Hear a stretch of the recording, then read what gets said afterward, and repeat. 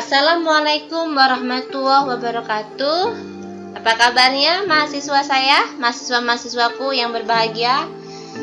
Stay safe di rumah saja, tetap jaga kesehatan, jaga jarak ya, seperti terus gandengan. Selamat datang di Yun Mariningsih Channel. Mari kita belajar lagi tentang genetika. Oke, materi kita kali ini adalah tentang kelainan dan penyakit genetik pada manusia. Sebelum kita belajar tentang kelainan dan penyakit genetik pada manusia, saya akan memperlihatkan sebuah video terlebih dahulu. Ini adalah video tentang seseorang yang menderita progeria atau penyakit kesalahan kode genetik akibat terjadinya mutasi. Tepatnya kelainan protein lamin A di sekitar inti sel, atau menurut para ahli, ini kesalahan terdapat di kromosom seseorang yang mengakibatkan penuaan dini sebelum waktunya. Progeria itu terdiri atas dua jenis, yaitu sindrom Hutchinson-Clifford atau progeria masa kanak-kanak, dan sindrom Werner, ini progeria masa dewasa. Oke, mari kita saksikan dulu videonya ya guys. Selamat menyaksikan. Progeria is a rare aging disorder. I don't look 30, I look older. But I was told at a very early age that it would be a miracle if I would live to be 30 years old. 30-year-old Charlie is one of the oldest surviving people living with a very rare form of progeria. Her type of the condition was so unusual that it took doctors 16 years to formally diagnose her. At first they thought that it was a hole in the heart. That's when it started. My whole life, from 2 years old until I was about 16, I got diagnosed. Non-stop doctors, non-stop poking and prodding. I do have the features of someone that has progeria, and you can tell by looking at me, I don't look 30, I look older. As a kid, I got it a lot. And it's hard when you're 15 years old and people think you're 30. That was rough. As a child with progeria, Charlie found herself the target for many bullies. I got teased so bad in middle school. But high school wasn't as bad. I had a very wide group of friends. I wouldn't say I was popular, but I wasn't, not popular. It wasn't until Charlie left school that she met someone who she could really connect with. Tony and I met on a dating site. I think I loved him the moment I met him. Tony is legally blind, and he and Charlie bonded immediately. She just seems like a regular person to me. I never realized anything different, and she's really a very strong person, very independent, and supports me more than anything. 18 months into their relationship, the pair decided to get married. My wedding date was perfect. It was everything I could dream of.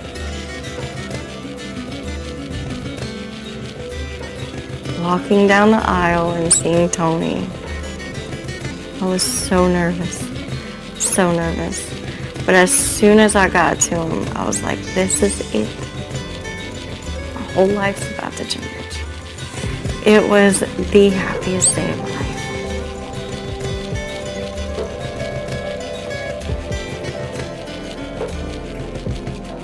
By being with Charlie, it changed my perspective on a lot of things. 1 in a million is the best way to describe her. As far as how long I'm gonna live, no one knows.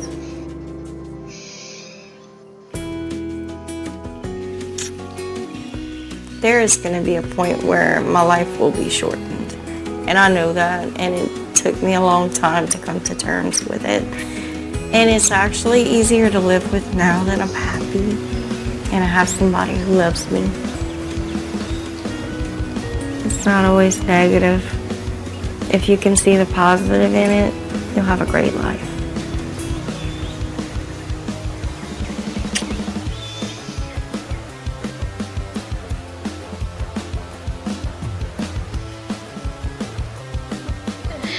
hari baper ya, jadi baper. Cinta sejati memang tidak mengenal kekurangan menjadi sebuah kelebihan. Saat itulah di sini dia tampak bahagia dengan suaminya karena telah menemukan cinta sejatinya tanpa melihat apakah dia menderita progresi atau tidak. Oh, so sweet. Okay, next. Kelainan atau penyakit genetik adalah penyimpangan dari suatu umum atau sifat rata-rata manusia serta merupakan penyakit yang muncul karena tidak berfungsinya faktor-faktor genetik yang mengatur struktur dan fungsi fisiologi tubuh manusia. Oke, saya akan persingkat saja ya. Berdasarkan sifat alelnya, maka kelainan dan penyakit genetik itu ada karena beberapa hal yang disebabkan. Yang pertama itu adalah faktor alel dominan autosomal. Oke, kita perhatikan autosomal. Kalau autosomal berarti ini terjadinya pada kromosom sel tubuh ya. Jadi pada sel tubuh dia alel dominan autosomal berarti pada sel tubuh dan alelnya ini harus dominan. Oke, next. Kemudian resesif autosomal. Ini autosomal pada sel tubuh tetapi sifatnya adalah resesif. Beda ya, yang awal tadi dominan, ini dominan, dan yang ini adalah resesif. Oke, yang ketiga, kelainan atau penyakit genetik yang disebabkan tertaut seks dengan kromosom seks atau kelamin. Nah, ini yang ketiga, ini berarti terpaut pada sel gamet, ya. Yang keempat, karena pengaruh aberasi kromosom. Jadi ada 4 faktor yang menyebabkan kelainan dan penyakit genetis. Oke, next. Yang pertama adalah pewarisan alel resesif autosomal. Ini gen yang mengkode protein yang memiliki fungsi khusus. Alel yang menyebabkan kelainan genetik itu mengkode protein yang tidak berfungsi atau tidak mengkode protein sama sekali. Sehingga akibatnya kelainan yang bersifat resesif, heterozigotnya dikatakan normal, tetapi dia carrier ya, tetapi normal gitu. Dapat menghasilkan jumlah protein khusus yang cukup banyak. Contohnya, yang pertama adalah anemia sel sabit. Kalau sel darah itu kan bentuknya adalah bulat ya. Nah, ini anemia sel sabit disebabkan oleh substitusi suatu asam amino tunggal dalam protein hemoglobin berisi sel darah merah. Ketika kandungan oksigen darah individu yang diserang dalam keadaan rendah, hemoglobin sel sabitnya ini akan mengubah bentuk menjadi bentuk sabit. Oke, bagaimana gambarannya? Individu yang menderita anemia sel sabit disimbolkan dengan S kecil. Resesif kan? Sedangkan individu normal memiliki genotip S besar dominan ya, atau yang carriernya dengan S besar S kecil. Gimana gambar selnya? Nih lihat, perhatikan. Untuk yang sel normal itu bentuknya seperti ini, bulat ya. Cembung-cembung bikonkav, namanya cembung-cembung bikonkav. Sementara untuk yang menderita sel sabit, lihat sel darah merahnya bentuknya seperti bulan sabit. Bisa dipahami? Next. Kedua, fibrosis sistik. Fibrosis sistik disebabkan oleh tidak adanya protein yang membantu transport ion klorida melalui membran plasma. Oleh karenanya dihasilkan banyak lendir yang mempengaruhi pankreas, saluran pernapasan, kelenjar keringat, dan lain-lain. Gambarannya seperti apa? Fibrosis sistik ini disebabkan oleh alel homozigot resesif. C kecil ya kodenya. Individu heterozigotnya C besar C kecil itu tidak menderita tetapi carrier. Nah, normalnya C besar. Gambarannya seperti ini. Ya. Ini untuk yang normal trakeanya bersih. Sementara kalau yang menderita fibrosis sistik di sini memiliki lendir. Nah, lendir ini nanti akan mempengaruhi pankreas, saluran pernafasan, kelenjar keringat, dan lain-lain.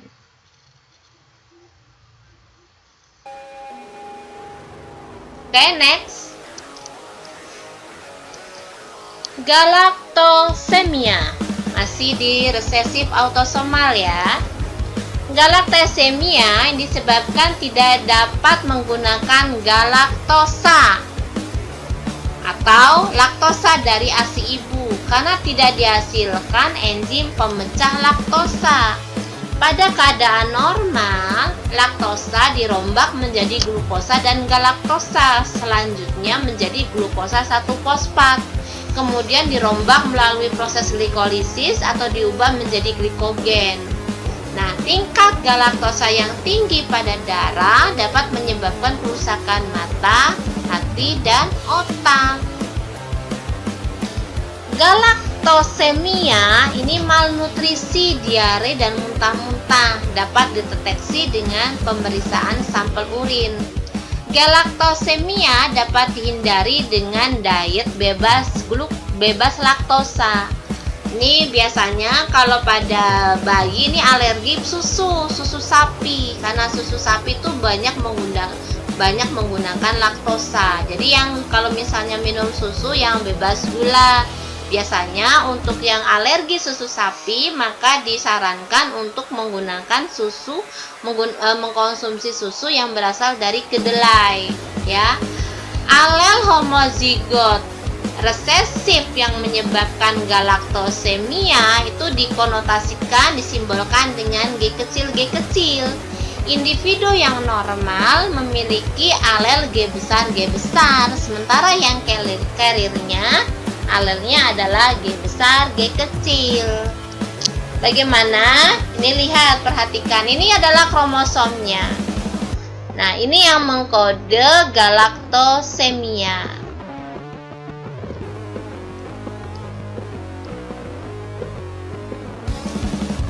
Oke, kita lanjutkan. Albino. Wah, ini hampir semua orang mengenal albino. Kata albino berasal dari albus yang berarti putih. Kelainan terjadi karena tubuh tidak mampu membentuk enzim yang diperlukan untuk merubah asam aminotirosin menjadi beta 34 dehidroksipelanin yang selanjutnya diubah menjadi pigmen melanin.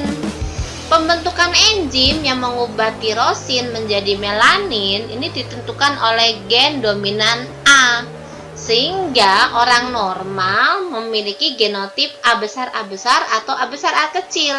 Sementara untuk penderita albino, alelnya adalah A kecil.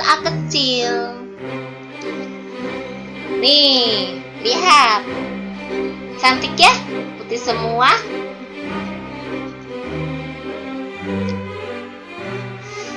Cantik nggak? Ya, namanya cantik kan persepsi ya. Kalau menurut ibu sih ya cantik-cantik aja, karena cewek nggak ada yang, oh ya ada yang cowoknya ganteng. Oke, kita lanjutkan. Fenilketonuria. Fenilketonuria ini merupakan suatu penyakit keturunan yang disebabkan oleh ketidakberesan metabolisme, di mana penderita tidak mampu melakukan metabolisme fenilalanin dengan normal. Asam amino ini merupakan bahan untuk mensintesis protein, tirosin, dan melanin. Sebagian fenilalanin diubah menjadi fenilpirufat. Gejala ini ditandai dengan tertimbunnya asam amino dalam darah yang banyak terbuang melalui urin. Jadi urinnya nanti banyak mengandung fenilketon. hitam terbelakang, biasanya di mana IQ-nya itu hanya 30, rambutnya putih, mata kebiruan karena produksi melanin kurang baik. Bentuk tubuhnya khas seperti elang diskotik, gerakannya menyentak-nyentak dan bau tubuhnya apek. Bayi yang menderita fenilketonuria mengandung kadar fenilalanin yang tinggi di dalam darah dan jaringan karena tidak memiliki enzim fenilalanin dihidroksilase yang mengubah fenilalanin menjadi tirosin. Asam fenilpirufat meningkat, diekskresi melalui urin dan keringat sehingga tubuhnya bau apek. Wah, kalau yang tubuhnya apek, jangan-jangan, enggak lah, kalau kalian mah kayaknya belum mandi ya. Kadar fenilalanin yang tinggi ini dapat merusak otak bayi, mundurnya kejiwaan setelah berumur 6 tahun. Penderita mempunyai genotip PHPH, homozigot resesif ya. Orang normal memiliki P-nya besar, H kecil, P-nya besar, H kecil, ini homozigot dominan, atau P-nya besar, H kecil, P kecil, H kecil yang heterozigotnya. Ingat ya, untuk yang resesif itu yang menderita adalah yang ini, yang kecil semua. Bagaimana? Ini adalah metabolisme untuk fenilketonuria atau PKU dari fenilalanin nanti akan dirubah menjadi tiroksin. Ya. Nah, untuk yang menderita fenilketonuria di sini tidak terjadi proses metabolisme yang normal sehingga dia menjadi fenilketonuria. Kemudian selanjutnya adalah rada baper kalau baca ini. Thalassemia. Berasal dari kata thalas, laut, dan anemia. Thalassemia merupakan kelainan genetik yang ditandai dengan berkurangnya atau tidak sama sekali sintesa rantai hemoglobin, sehingga hanya mampu memiliki kemampuan sedikit untuk mengikat oksigen. Di sini pada thalassemia eritrositnya memiliki gambaran mikrotik kecil, leprolitik lonjong, dan polisitemik banyak, bercampur baur membentuk apa yang disebut dengan target cell. Ini dibedakan menjadi dua, thalassemia mayor dan thalassemia minor. Ya, jadi untuk yang thalassemia itu jadi umur eritrosit itu kan panjang ya, sebelum dia bisa sampai 120 hari. Nah, untuk yang thalassemia, umur eritrosit tidak sampai segitu. Jadi sebelum dia berkembang biak itu sudah lisis duluan. Tahu kan lisis, mati duluan. Makanya di sini jumlah eritrositnya sangat berkurang. Nah, biasanya orang yang menderita thalassemia itu akan sepanjang hidupnya itu akan melakukan proses transfusi darah, dan itu yang dialami oleh adik ibu. Ya, ini bentuk sel untuk yang normalnya, dan ini yang terjadi bentuknya tuh sangat tidak sesuai sekali ya pada sel darah.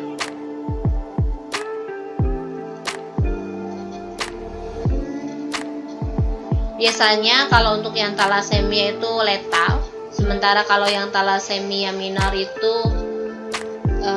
dia bisa berumur agak panjang, ya berumur dewasa lah, seperti itu. Sudah. Semangat Yun Maryuningsi. Ya gitu deh, kalau thalassemia pasti ingat dengan mendiang adik.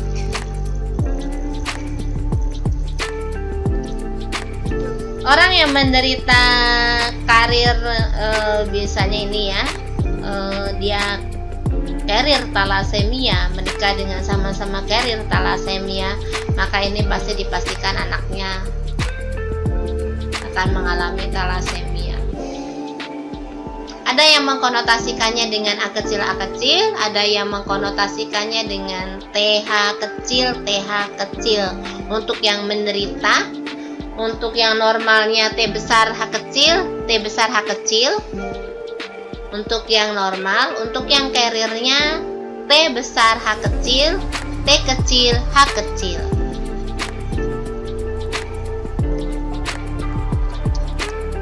Oke, kita lanjut. Kalau yang tadi adalah resesif autosomal, kalau sekarang kelainan genetis karena alel dominan autosomal.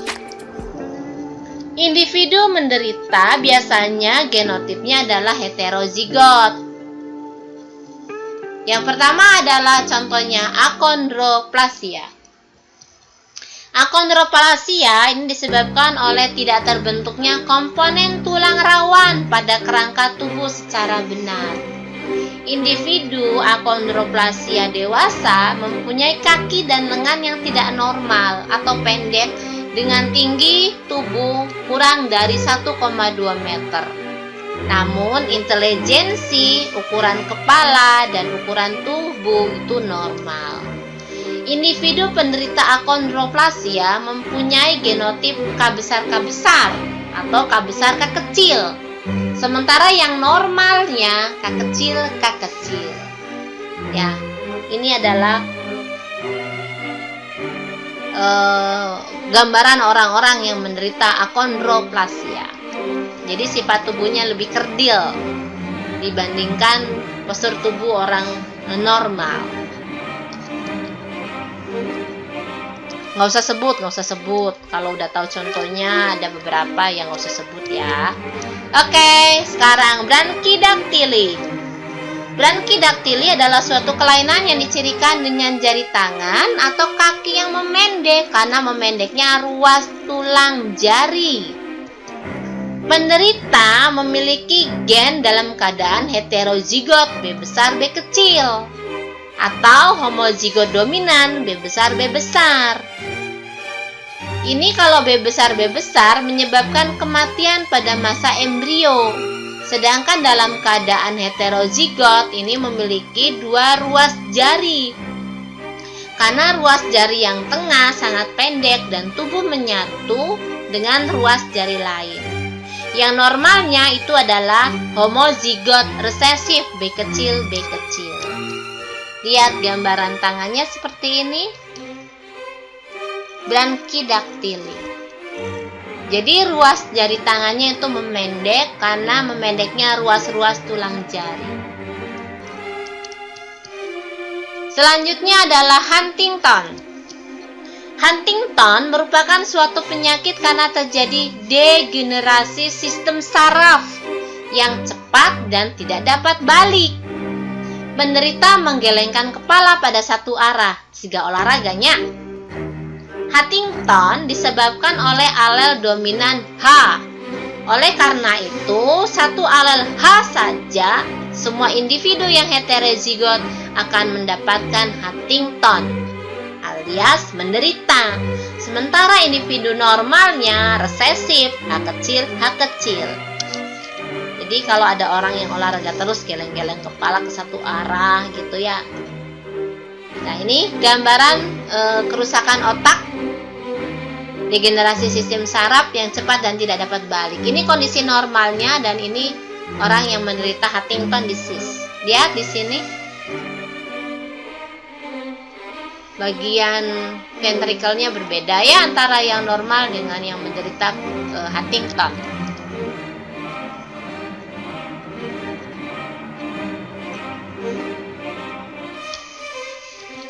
Oke, kita lanjutkan polidaktili. Polidaktili adalah terdapat jari tambahan pada satu atau kedua tangan atau kaki. Tempat jari tambahan itu berbeda-beda. Ada yang terdapat dekat ibu jari, ada pula yang terdapat pada jari kelingking.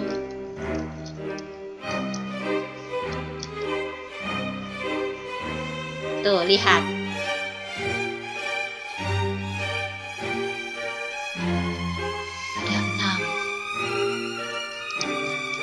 Selanjutnya, kelainan dan penyakit karena alel resesif terpaut kromosom seks X.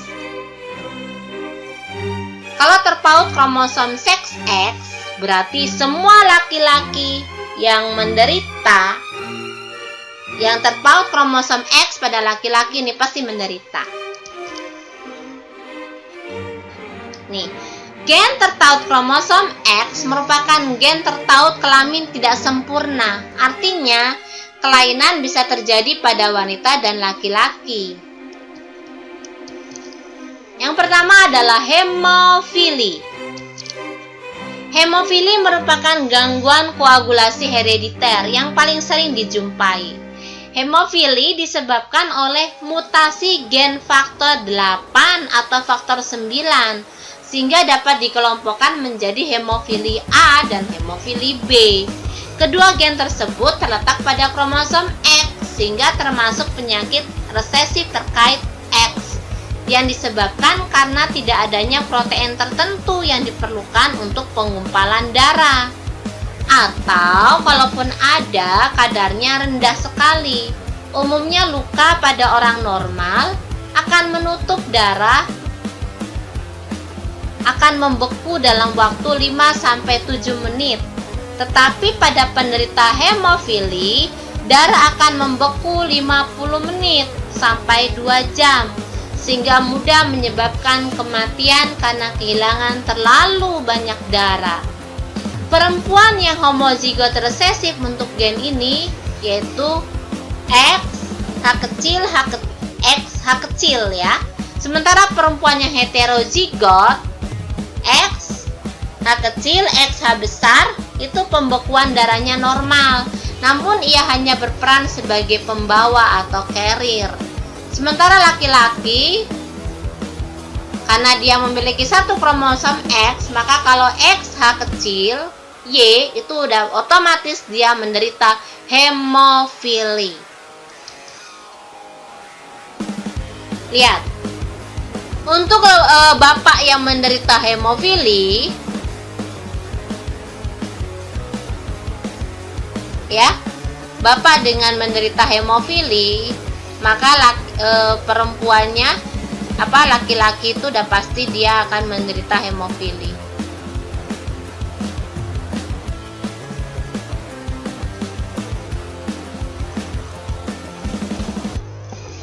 Kalau laki-laki bapak ini menderita hemofili, ini laki-lakinya pasti normal ya, laki-lakinya normal, tetapi perempuannya ini otomatis dia menderita. Dari mana? Karena hemofili itu terpaut kromosom X. Ya, di sini ada XH ketemu sama X. Jadi XHX. Ini SHX, ini XHX. Maka perempuannya adalah menderita hemofili. Untuk yang warna biru. Sementara untuk yang laki-lakinya, dia akan menyumbangkan kromosom Y ketemu sama X yang normal. Maka untuk yang laki-laki adalah normal. Sementara bagaimana kalau untuk yang ibu menderita atau carrier hemofili? Untuk ibu yang carrier hemofili, terdapat untuk yang normal X sama X ini ya, X dari bapak, X sama X dari ibu, itu didapatkan perempuannya normal. Untuk yang laki-lakinya, ini X yang normal ketemu sama Y, maka di sini laki-lakinya normal. Ya, untuk yang XH ketemu sama X, ini maka perempuannya adalah carrier hemofili. Nah, untuk yang XH ketemu sama Y, maka otomatis laki-laki ini adalah anak yang laki-laki itu menderita hemofili.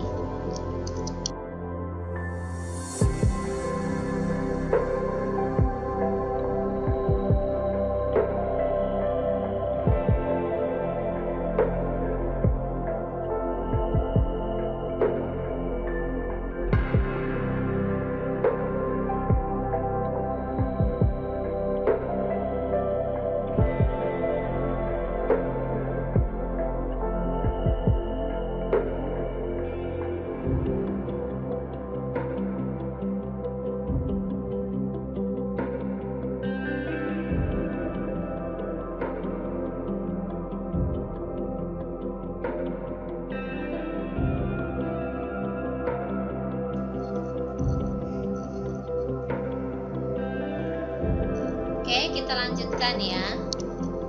ke buta warna. Buta warna ini penderita tidak dapat membedakan warna hijau dan merah atau semua jenis warna. Individu yang buta terhadap warna hijau ini sifat tipe dautan atau merah itu tipe frontan, dikarenakan individu tersebut tidak mempunyai reseptor yang dapat mendeteksi cahaya pada panjang gelombang hijau atau merah.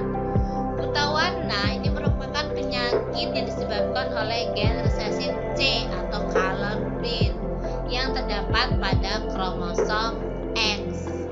Perempuan normal mempunyai genotip homozigot dominan C besar dan heterozigotik C besar C kecil. Sementara yang buta warna resesif homozigot C kecil.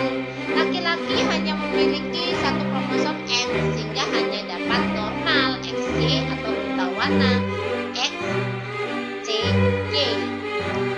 Jadi kalau misalnya laki-laki kromosom X-nya itu terpaut dengan gen resesif C buta warna, maka otomatis dia menderita buta warna.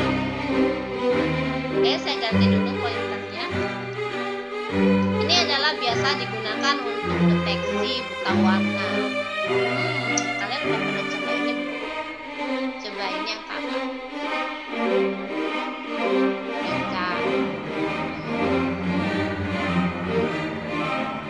Ini berapa? Ini berapa? Berapa? Ini? Kalau yang ini? Yang ini? Yang ini? Kalau kalian salah berarti dari dikasih buta warna. Hati-hati ya. Oke, kita lanjutkan. Selanjutnya adalah distrofi otot. Kelainan tersebut ditandai dengan makin melemahnya otot-otot atau hilangnya koordinasi. Kelainan ini terjadi karena tidak adanya satu protein otot penting yang disebut dengan distrofi yang terletak pada lokus yang spesifik pada kromosom X. Ini gambaran distrofi otot. Ya, jadi otot-ototnya itu melemah sampai hilang koordinasi sehingga butuh penyangga.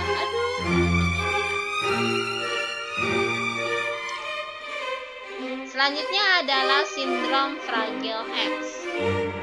Nama sindrom fragil diambil dari penampakan fisik kromosom X yang tidak normal. Bagian kromosom X yang mengalami konstriksi atau pelekukan di bagian ujung lengan kromosom yang panjang. Dari semua bentuk keterbelakangan mental yang disebabkan oleh faktor genetik, bentuk yang paling umum adalah fragil. Ini kromosom X yang normal, sementara untuk yang fragil ini terjadi mutasi pada ujung lengan kromosom di bagian bawah. Selanjutnya adalah sindrom Lesch-Nyhan. Penyakit ini timbul karena adanya pembentukan purin yang berlebihan. Sebagai hasil metabolisme purin yang abnormal ini, penderita memperlihatkan kelakuan yang abnormal, yaitu kejang otak yang tidak disadari serta menggeliatkan anggota kaki dan jari-jari tangan. Selain itu, penderita juga tunamental, menggigit serta merusak jari-jari tangan dan jaringan bibir. Semua penderita pada laki-laki di umur 10 tahun dan belum pernah ditemukan pada perempuan. Penyakit yang jarang dijumpai ini disebabkan oleh gen resesif dalam kromosom X. Ini gambarannya. Ini rata-rata penderitanya adalah laki-laki ya. Selanjutnya adalah karena terpaut kromosom Y. Karena terpaut pada kromosom Y, maka otomatis penderitanya adalah laki-laki. Yang pertama adalah hipotrikosis. Tumbuh rambut pada bagian-bagian tertentu di tepi dan di telinga. Pada laki-laki normal, ini gen dominan H. Gen yang resesif menyebabkan hipotrikosis, berarti yang H kecil ya. Kemudian babetes. Oh bukan, ini pada kromosom Y, berarti Y nanti ada H kecil di Y. Kemudian Webetes, ini disebabkan gen resesi PT sehingga tumbuh kulit di antara tangan atau kaki mirip dengan katak atau burung air. Alel dominannya WT menentukan keadaan normal, sementara untuk yang WT yang terpaut di kromosom Y ini maka dia adalah menderita Webetes. Selanjutnya adalah hystriggraphia. Gen resesif HG menyebabkan pertumbuhan rambut panjang dan kuku di permukaan tubuh sehingga terlihat menyerupai hewan landang yang tubuhnya berduri. Alel dominan HG menentukan pertumbuhan rambut normal.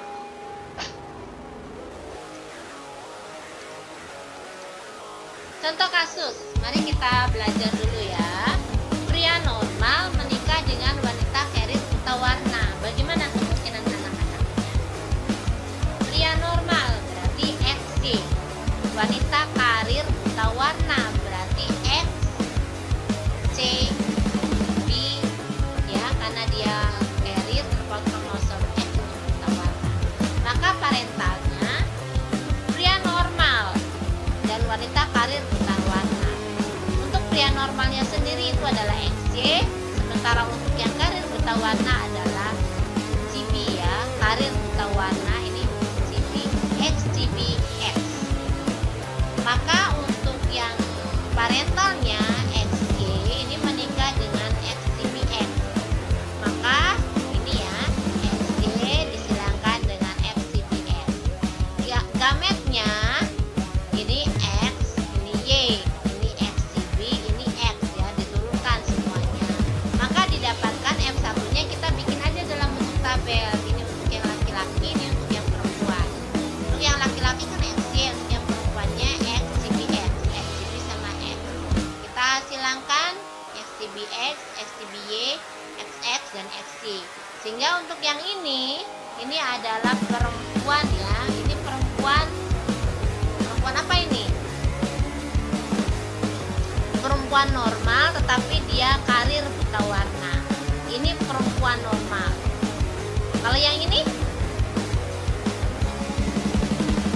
Ya, laki-laki yang menderita buta warna. Kalau yang ini? XY? Ya, dia adalah laki-laki normal. Oke, kita lanjut contoh kasusnya.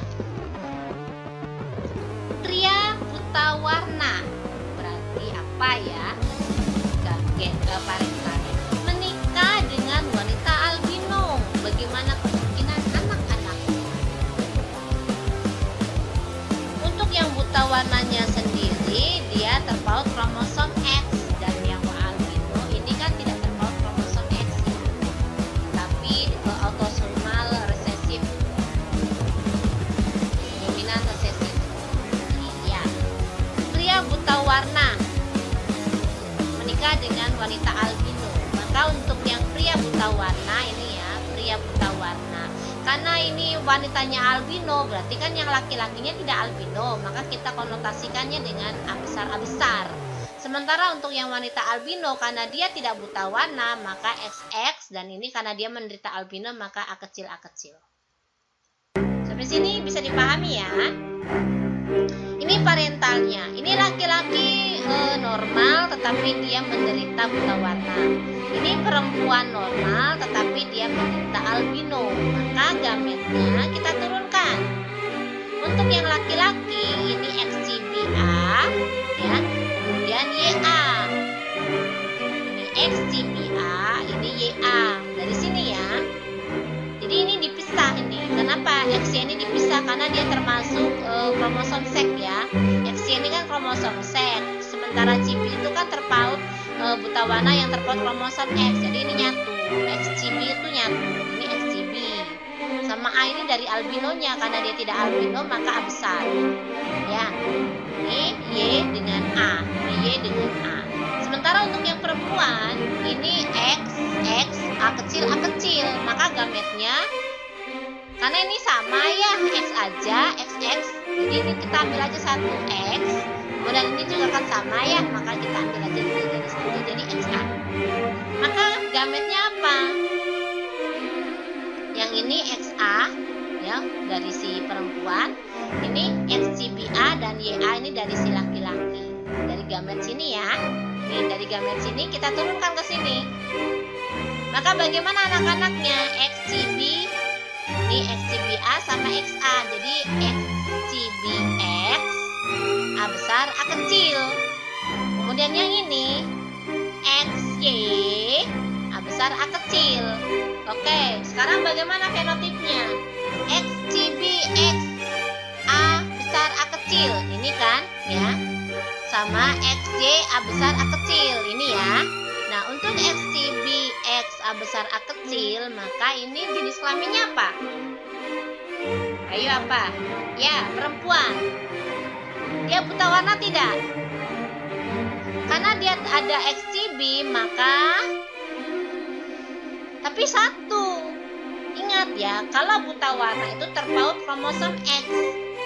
Karena cuma satu kromosom X-nya yang terpaut CB, sementara X1-nya ini tidak terpaut CB-nya, maka di sini perempuannya itu adalah karir buta warna dan juga karir albino. Kenapa saya katakan karir albino? Karena ini A besar, A kecil, tapi dia hanya karir. Penampakannya bagaimana? Normal. Secara fenotip normal, tetapi suatu saat kalau dia menikah dengan ketemu lagi dengan gen albino, maka akan meneruskan keturunan yang albino. Kemudian untuk yang XY, A besar, A kecil, maka ini adalah laki-laki normal dan carrier albino ya. Ini juga sama, dia akan mewariskan sifat albino kalau ketemu lagi dengan gen albino. Semoga bisa dipahami ya. Kalau nggak bisa dipahami, silakan diulang video ini. Pahami pelan-pelan ya sampai Anda mengerti. Oke. Kemudian selanjutnya adalah kelainan yang dibatasi kelamin. Jadi ada kelainan, kalau tadi kan ada kelainan yang terpaut kromosom Z. Ya, ternyata ada ada loh kelainan yang dibatasi oleh kelamin.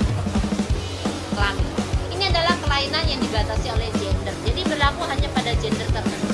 Contohnya adalah BOTAK. Untuk B besar pada laki-laki atau perempuan maka BOTAK. Sementara kalau B besar B kecil pada laki-laki BOTAK, sementara para perempuan itu tidak BOTAK.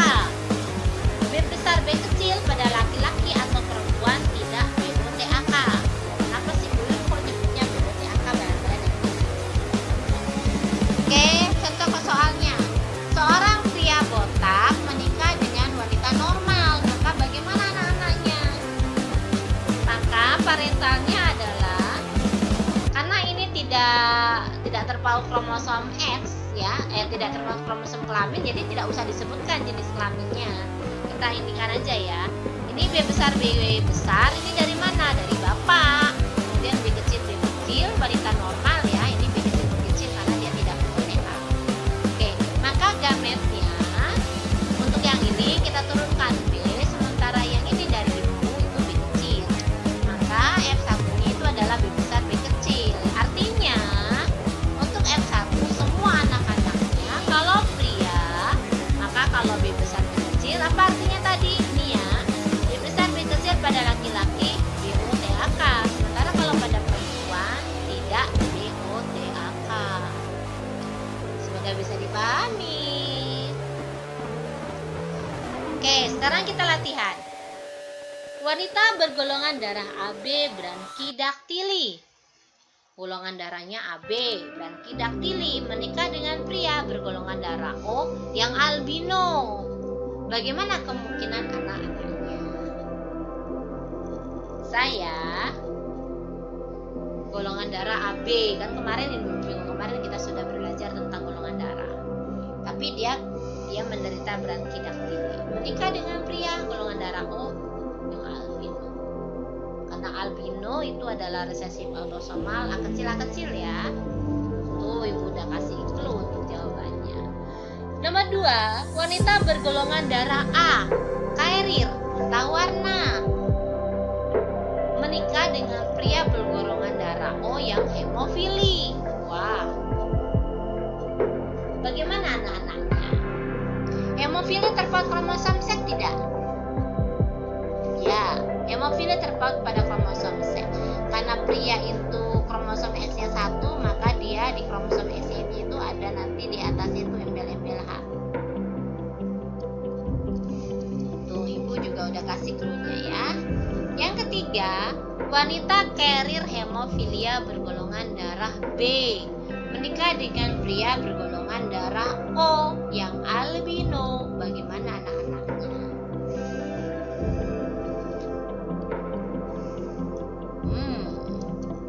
Oke, silakan dikerjakan untuk mendapatkan bintang. Ini bintangku, mana bintang? Oke, kita skip aja ya. Selanjutnya kita akan belajar tentang diagram silsilah. Untuk perempuan normal dikonotasikan dengan lingkaran ya kosong. Untuk laki-laki normal juga dengan kosong. Kalau yang kayak gini itu terjadi adanya perkawinan. Kalau yang gini garisnya 2 itu terjadi perkawinan inbreeding. Kalau semua tidak ya. Kalau ini adalah kembar 2 telur, ini homozigot individu dengan penyakit. Kalau ini, kalau yang seperti ini resesif autosomal, ini terangkai X. Ini apa namanya? Rumus bakunya ya. Oke, sekarang kita latihan. Contoh pembuatan peta silsilah. Contoh kasus. Pria normal menikah dengan wanita karir buta warna. Bagaimana kemungkinan anak-anaknya? Pria normal, maka dia kotak ya. Pria kotak. Menikah dengan perempuan karir, perempuan lingkaran karir buta warna. Nah, ada garisnya. Karena dia menikah, maka kita kasih tanda juga. Set, menikah. Bagaimana anak-anaknya? Coba kita perhatikan di sini. Pria normal menikah dengan wanita karir buta warna.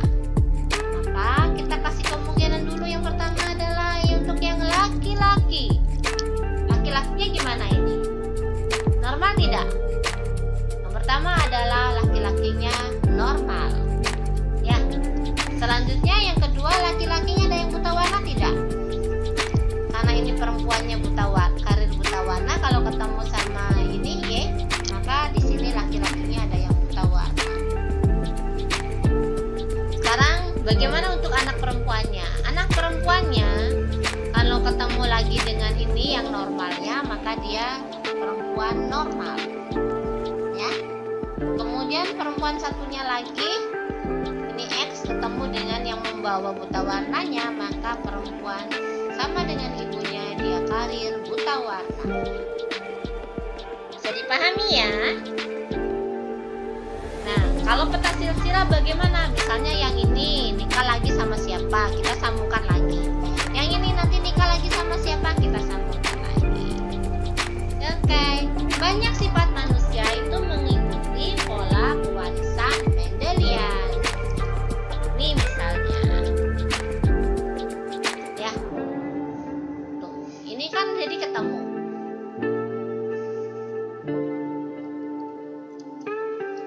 Sebutkan dan diskusikan beberapa kelainan penyakit genetis pada manusia. Berikut contoh kasusnya ya. Oke, kita langsung di penugasan. Penugasan yang pertama adalah membuat peta silsilah. Seorang laki-laki normal menikah dengan perempuan karir albino. Bagaimana keturunannya? Ini adalah garis yang pertama, generasi pertama. Laki-laki normal menikah dengan perempuan karir albino. Bagaimana keturunannya? Nah, laki-laki normal dengan perempuan albino ini adalah generasi yang pertama. Keturunannya itu adalah generasi yang kedua. Dari generasi yang kedua ini, di antara anaknya nanti ada yang laki-laki karir albino. Si laki-laki karir albino ini menikah dengan perempuan karir buta warna. Bagaimana anak-anaknya? Ini dari generasi kedua melahirkan generasi ketiga. Dari generasi ketiga nanti didapatkan anaknya laki-laki buta warna menikah dengan perempuan hemofili. Ya, generasi yang ketiga ini akan melahirkan generasi yang keempat yang bagaimana juga anak-anak. PDF ya, full color, diunggah di Google Form yang nanti akan diposting di kolom diskusi atau di chatting Gen 21CS. Pastikan nama filenya adalah kelas underscore nama underscore nomor absen underscore suka silsilah. Oke, selanjutnya adalah konseling genetik. Menguji janin untuk kelainan genetik. Ini tes biokimia dapat mendeteksi zat terkait dengan gangguan tertentu, dan pengujian genetik ini dapat mendeteksi banyak kelainan genetik. Karyotyping menunjukkan kromosom janin normal dalam jumlah dan penampilan. Ini berdasarkan Campbell tahun 2011. Ya. Oke. Tugas yang kedua adalah Anda bermain role play menjadi seorang konsultan genetik. Buatlah video role play di mana peran Anda sebagai konsultan genetik memecahkan masalah yang berkaitan dengan pewarisan sifat. Video diunggah di IG dengan ngetag hashtagnya Gen21CS tanpa spasi ya, Gen21CS underscore IAIN Syekh Nurjati Cirebon, hashtag IAIN Syekh Nurjati Cirebon, hashtag Tadris Biologi, tag Yuyun Mariuningsi Bio, dan tag juga Cahyati Syahir. Bagaimana kasusnya? Seorang wanita menghadap. Katanya, dia akan menikah dengan seorang pria. Menurut calon suaminya, di antara saudara perempuannya ada yang karir buta warna. Tapi calon suaminya itu menunjukkan bukti tes buta warna dan dalam surat tersebut kalau dia normal. Tapi wanita itu bimbang bila di antara anaknya bakal ada yang buta warna. Benar nggak? Coba bagaimana menurut pendapat kalian? Bermain peran ya. Nanti ada seorang perempuan menghadap ke kalian. Dia bercerita tentang dia bakal menikah. Dia punya calon yang ya kasusnya seperti itu yang sudah ibu bacakan, yang sudah ibu utarakan. Memilih ya, ini untuk yang nomor absen ganjil. Sementara untuk yang nomor absen genap, saudara sepupumu curhat kalau temannya akan menikah dengan seorang yang ibunya itu albino. Tetapi semua anaknya tuh terlihat normal. Menurut sepupumu itu, temannya galau, khawatir nanti di antara anaknya ada yang albino. Bagaimana menurut pendapatmu? Sementara temannya itu adalah normal. Ya? Coba bagaimana? Ingat ya, diunggah di IG dengan hashtag Gen21CS dan hashtag IAIN Syekh Nurjati Cirebon, hashtag Tadris Biologi, dan di tag Yuyun Mariuningsi underscore biologi underscore biologi underscore bio, dan di tag Cahyati Syahrir. Alhamdulillah, akhirnya tunai sudah materi untuk minggu ketiga. Tetap semangat belajarnya ya. Jangan putus asa walaupun kita belajar online, tetapi akan saya usahakan sama seperti tatap muka. Kita akan lanjut dalam diskusi di aplikasi Gen21CS. Oke, see you next in discussion in online learning. Terima kasih. Alhamdulillah. Billahi fisabilillah. Assalamualaikum warahmatullahi wabarakatuh. Tetap sehat, tetap semangat, dan jaga diri, tetap bahagia.